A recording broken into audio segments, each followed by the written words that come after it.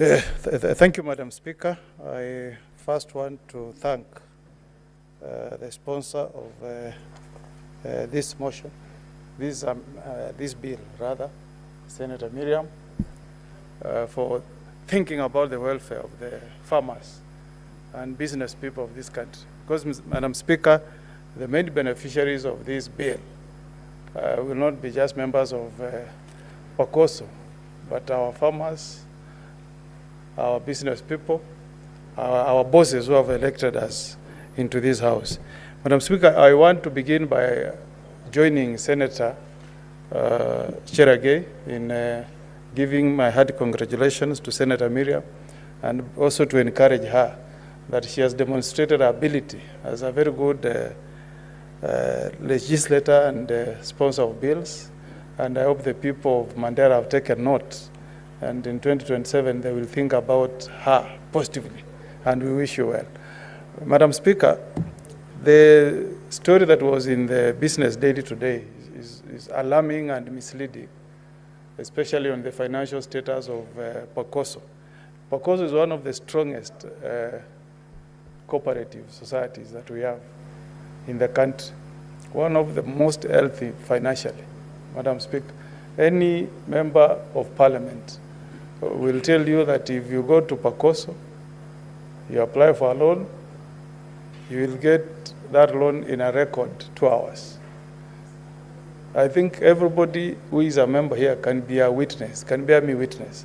So when the Daily Business writes such an alarming story that portrays Okongo negatively, that is the height of irresponsible journalism, especially from a newspaper that is owned by a respected media house like Nation. It's regrettable. And I hope, Madam Speaker, this matter was discussed today at a very high level within the leadership of Parliament and the management of Okongo. I hope once the Business Daily gets communication, they'll correct the erroneous impression that was created. Madam Speaker, we all know that our loans in Okongo are term-based. You cannot get a loan that is beyond your tenure in Parliament, which is normally 5 years, Madam Speaker. So the chances of defaulting are almost close to zero, Madam Speaker, because you must service your SACCO loan, finish it within that period. And when you apply, those who approve your loan will take that into account, Madam Speaker.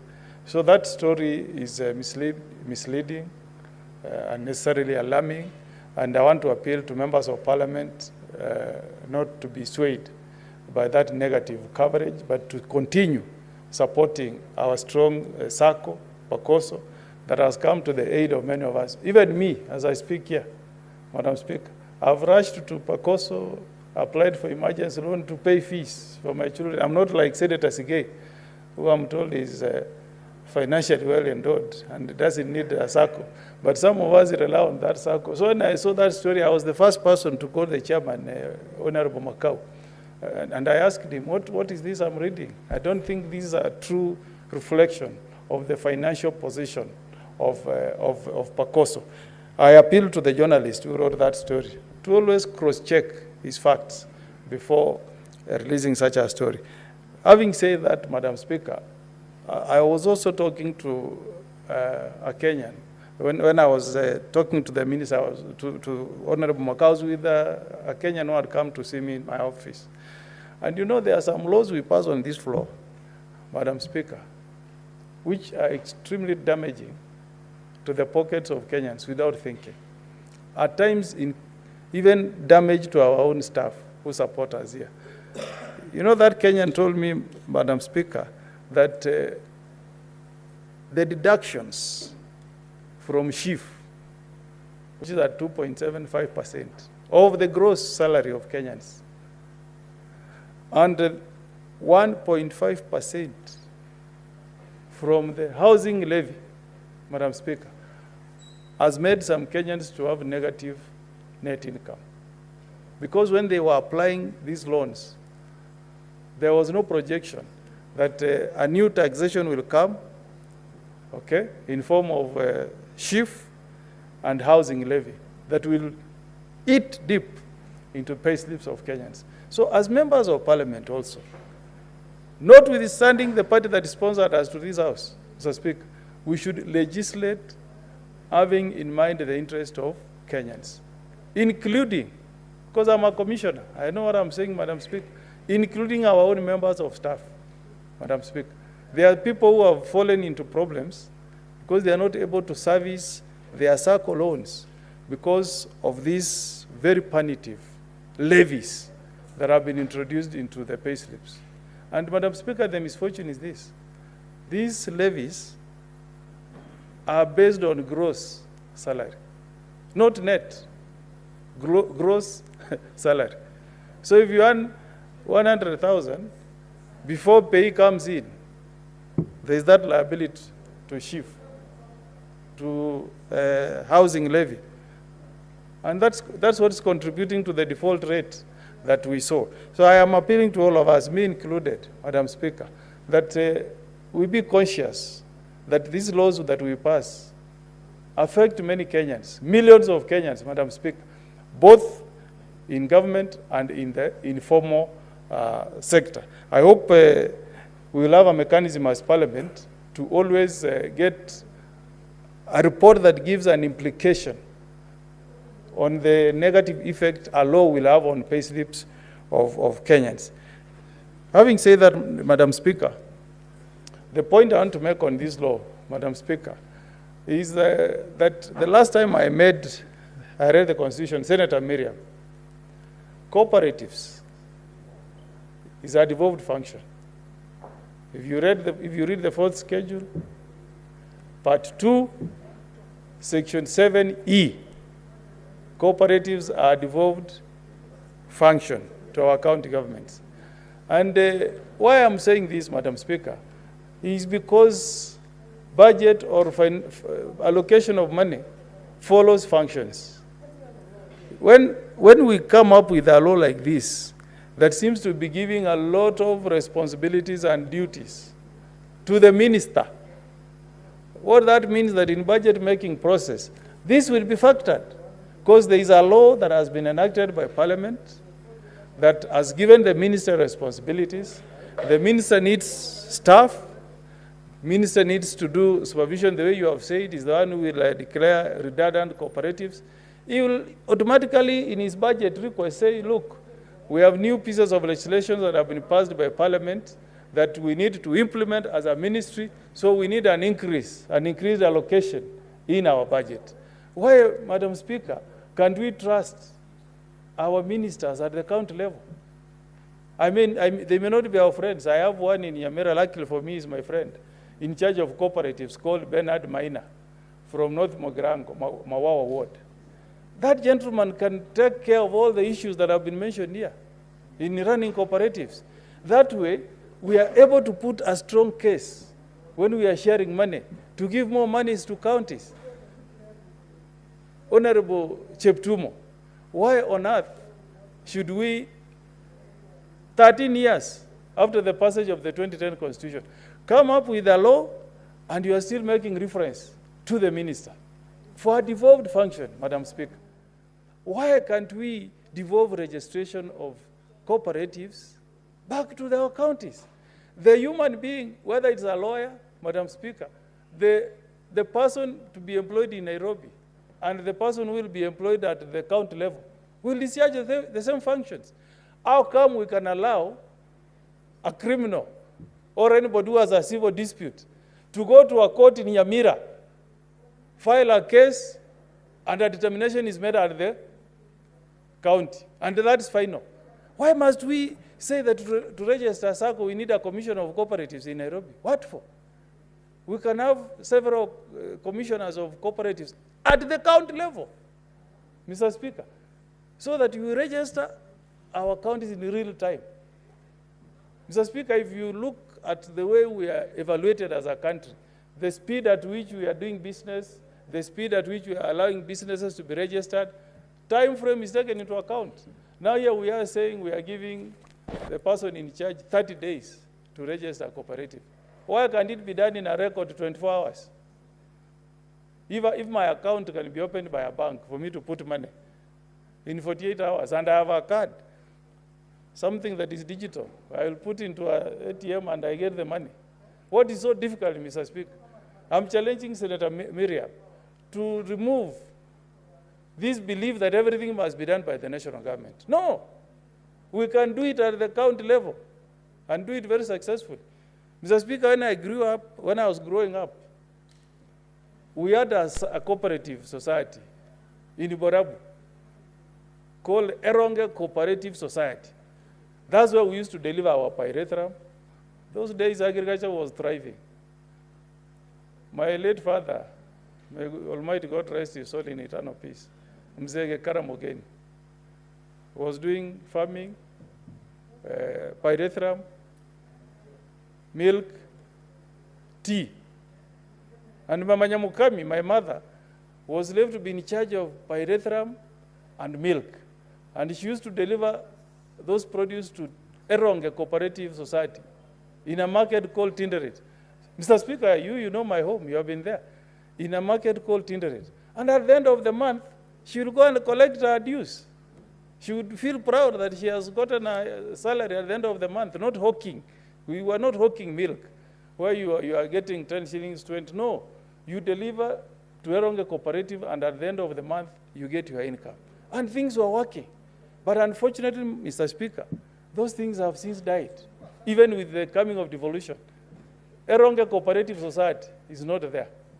In my own home, where I came from, where I was born, in West Mogirango, Bosamaro Ward, people had all those cash crops. Pyrethrum was there. I don't know whether there is any senator here who will tell you that they still have pyrethrum. It's dead. Milk. We used to deliver milk to KCC.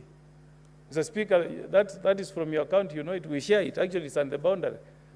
We used to deliver milk to KCC. All farmers in Kisi, by then it was the larger Kisi. We only had one district for Omogusi, Kisi. We all used to deliver our milk to KCC. My people in Bosamaro ward used to deliver their pyrethrum to Sironga, to Makairo, to Tinga. And they would get their money. And the ones in Tinga Cooperative own even buildings in Kisi town, Mr. Speaker. Now, what I expected from devolution, Mr. Speaker, is that we'll hype it up. I feel sad, Madam Speaker, that my people, famed for farming in bananas, are still hawking bananas at Okongo. They are hawking bananas at Tinga Market there, at Keumbu, Mr. Speaker, without using a cooperative. And that way, Mr. Speaker, we are not getting value for money. There is no value addition. Our counties, our governors, my governor, Mzee Nyaribo, please wake up and help our farmers. We want to see more money into the pockets of our farmers, Mr. Speaker. We have pineapples in North Mogrango constituency, where the governor comes from. That's his constituency. We need to see those farmers with their pineapples being put into a cooperative, and we do value addition. Madam Speaker, what is so special about thicker cannas that they can process those pineapples and send them abroad? Mr. Speaker, does it mean the money you get in Bomet cannot produce butter and you ship it abroad? You can. We can. That's what we need to see from our county governments, Madam Speaker. That way, we can be proud, Madam Speaker, that devolution is helping our people. We are famed for bricks in Kitutu Masaba constituency, but these guys are selling them as individuals. There is no circle for farmers dealing with bricks. We have avocados in Kisi, but these things these farm produces are all being sold like hockey. We need to help our farmers. We need value addition. We have bamboo. We have the traditional vegetables, spaghetti.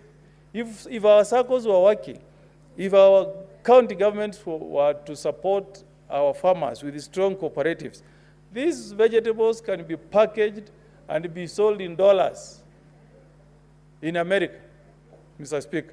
So this law, Senator Miriam, is a very good It's a very good initiative. I want to thank you for it, but I'm making a very special appeal that we should do away with these things of putting ministers, cabinet secretaries, to meddle into functions that are devolved. Section 2C.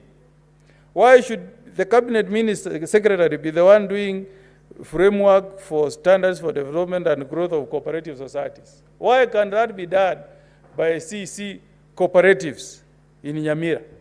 Why should the CS national government be the one formulating management for cooperative societies? These things can be done at the county level. It can be done by our